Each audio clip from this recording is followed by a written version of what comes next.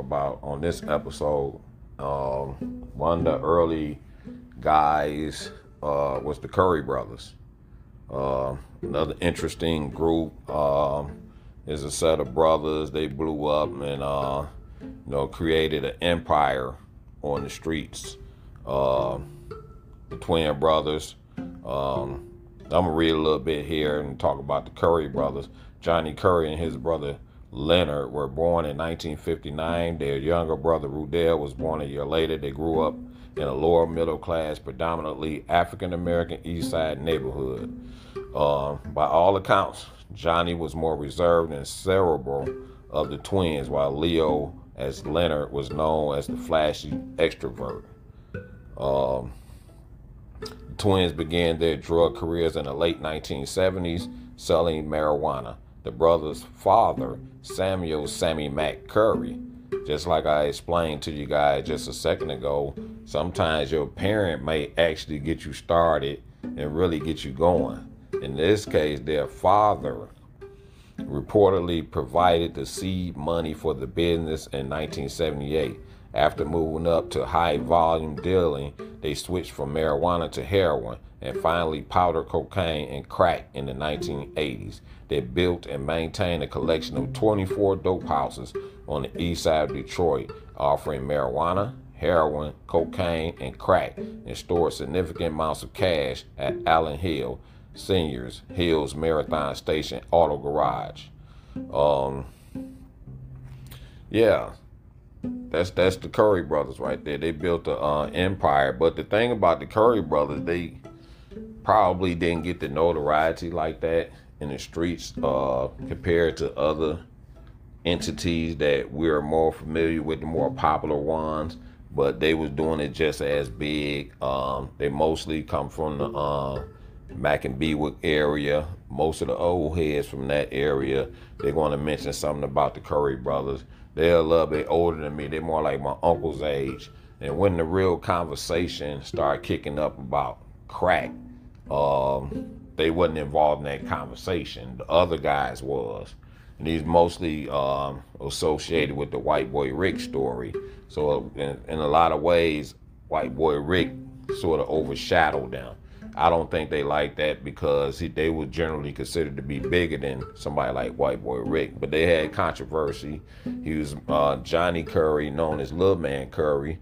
The other twin was known as Big Man Curry. But Little Man Curry, he was married to the niece of the mayor. She was a controversial figure herself. In fact, her family, I believe her uncle or something like that, he was involved in the drug trade. And of course, the mayor was her uncle. They were riding around with police security, and this is one of the major drug dealers on the east side, But again, welcome to the family business. Of course, later on they get indicted and all that.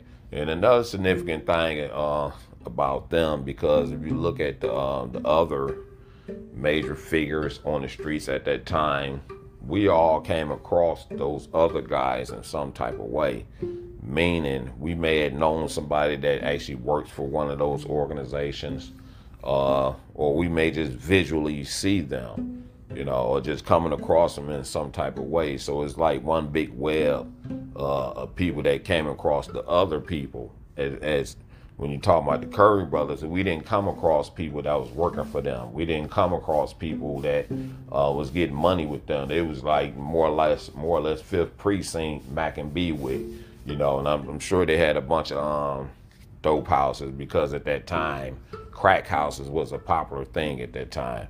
So we didn't come across their crew like that, like all the rest of the guys. So, but yet and still, they built an empire. The Curry brothers of Detroit, and my grandfather lived on Hurlbut, so he come from the area. I used to see those guys myself, but I was really a kid at the time. Like I said, they more like my uncle's age, my aunties them age. They know them and grew up with them and all that type of stuff. So the family business is interesting. They built up an empire, and I did it with my twin brother. Like I said, a lot of this stuff may affect your family. A lot of family members be having their hands in the pot.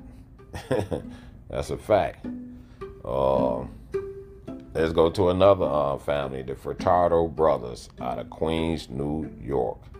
Uh, these guys are rehabilitating themselves. They have a ministry going on. I really support what they doing right now, because ultimately, like most people, they had to learn that they really wasted a lot of time with that, because at the end of the day, you end up with nothing. The feds will come in and take everything from you. You get your time to shine, and get your time to get your money. But with this particular group, they lasted a long time. Like really, they knew how to manipulate and move around and move their business where they can last a long time. But unfortunately, when you do that, that's when the feds come in, because they see they can't catch you on a local level. They can't catch you on a local level because you're too sophisticated for that. Your operation is too sophisticated. So they had to bring in the feds in. And once the feds come in, their conviction rate is kind of high. So in 2 decades, the Seven Crowns built their neighborhood gang into a sophisticated $1 million a week drug enterprise that operated ruthlessly and flagrantly, recruiting from the youngest upstarts and selling to the youngest buyers in Southeast Queens. Those who crossed the line, authorities said, were killed. That's interesting. But when you look at these news reports and all that, they sort of blow you up. They want to make you look like you're the most notorious person on the planet, and that helps with the Fed case. Public conviction is basically what they're doing, assassinating your character. So they'll blow it up just so they can get it, a conviction on you. That's a fact. But they were led by the brothers. They go back to the brothers. I believe Queens is one of those cities. They have some interesting stories out there, and most of the stories you'll hear be about Fat Cat Nichols and the Supreme Team. But they said the gang initially sold cocaine and later Nigerian heroin, which is 90% pure, under the label Black Rain in South Ozone Park in South Jamaica, Queens. Seven Crowns, which has connections to the Colombian drug trade, recently expanded its organization to several East Coast cities. But I think their indictment actually came out of South Carolina. And you have Lance, and you have Todd, and you had their uncle Kendall was actually all involved into the business. But I believe Anthony was actually I guess you can say the brains behind the organizations. Anthony Furtado honed his skills growing up on the streets of Southeast Queens as a member of the then youthful Seven Crowns. His ruthless enforcement style put him on par with other notorious gang leaders, including Lorenzo Fat Cat Nichols, Kenneth McGriff, and Gerald Prince Miller. Those are the words of the investigation. Like I said, they had a long reign. These guys started out in 1970 as a street gang of rabble-rousers whose members pelted houses and threatened to burn them down. And then New York was big on the 5%ers, those percenter things. I don't thoroughly understand that, so I don't want to disrespect it and make it trying to sound funny or whatever like that. So I don't want no misconception here. I don't really understand the percentage thing they have going on out there, but apparently so many people out there was actually involved in that. So, and I guess this group, the Seven Crowns, was some type of percentage, and that's a big thing in New York. In the 1980s, crack cocaine exploded on the scene, and competition stiffened, inciting turf wars and murder. So Anthony Furtado worked with his brothers Lance and Todd and Uncle Kendall George Furtado. Like I said, the family business. There's a set of brothers, brought in other brothers, then they got their uncle in there. I'm sure there's more family people got involved in that, because there was a lot of people got caught up on the indictment. So these dudes moved a major weight for at least 20 years, and they were able to beat the local system. That's why you had to bring in the feds. And at the end of the day, the feds come in and take everything. They will tell you that. I really support their movement. So we got the Furtado brothers. Now, I'm going to swing it over here to the Chambers brothers.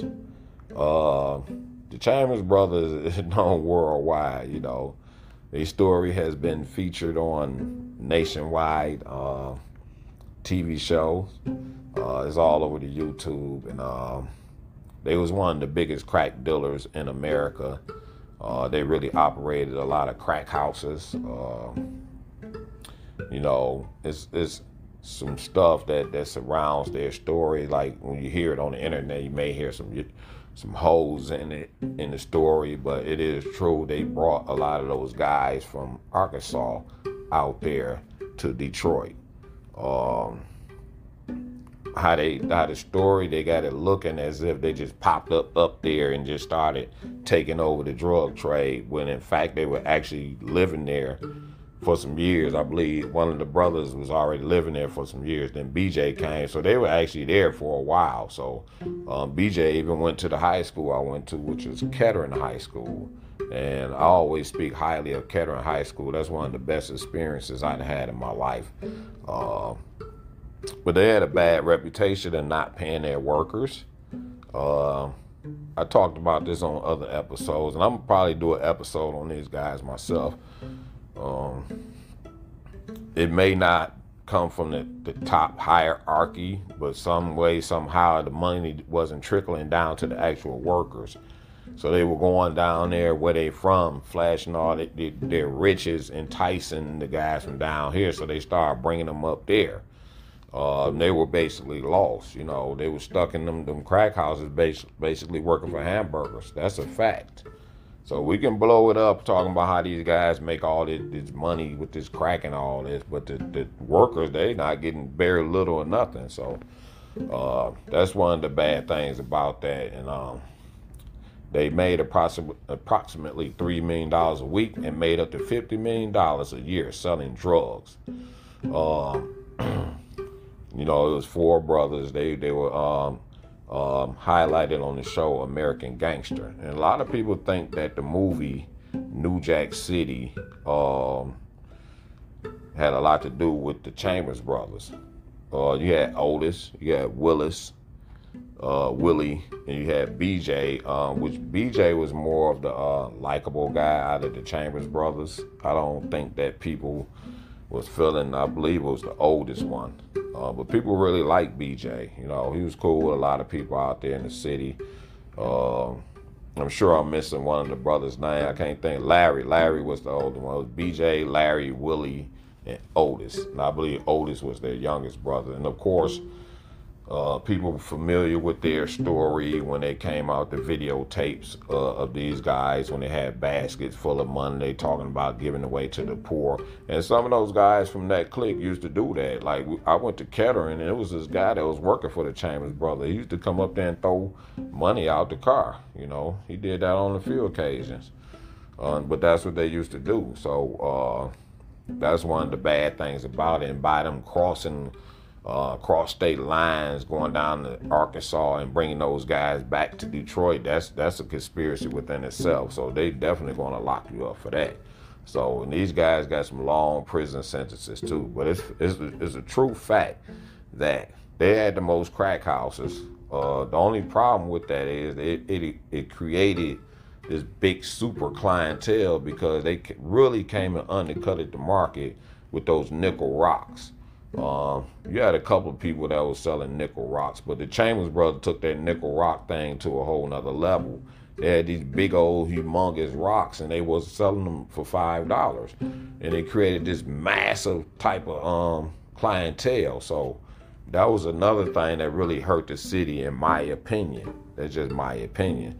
So we can hype up how these guys make all these millions of dollars and all that type of stuff. They really truly did that. Because if you could combine all these families together, you're talking about a multi-billion-dollar income that these guys created. Welcome to the family business. Families in the game. The Chambers brothers made millions of dollars off the crack cocaine trade. That's a fact. So, and it just And the thing you get out of all that, you get a folklore story, So, but here's another case of all the brothers getting involved in the drug trade. They made each other be bosses in the gang. And they mess with millions of dollars, just like the Furtado brothers, just like the Curry brothers. It's the Said G podcast show. This thing getting deep. But yeah, these guys, they were balling out of control for sure. You can't deny that. Yes, they ran the crack gang via crack houses. That's what their niche was, crack houses. They had the most crack houses. They had them everywhere. You really couldn't compete with them because they were selling these big rocks for only $5. They really helped cheapen the price of crack cocaine, which helped even more people that's in depressive situations. And like I said before, they can scratch up on $5 and go buy a rock and get a big, humongous one on top of that.